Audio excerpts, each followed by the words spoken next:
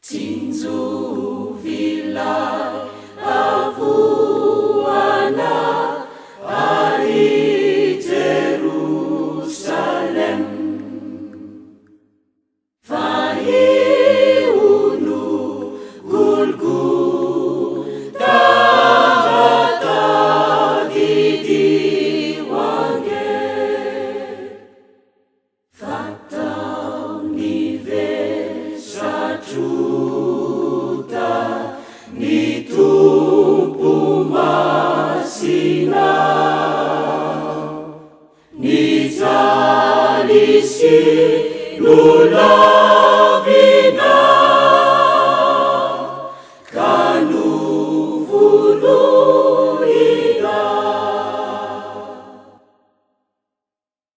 Tsy takatra heverina ny etan-dehibe, zay netiny pisoloka diny ore, fanentiny daholo ny eloka natao, fa tonga izy hanava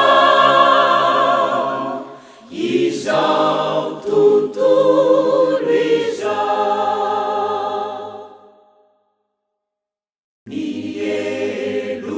Nielotsika koa izao teny vesarany, ka manala azy maompia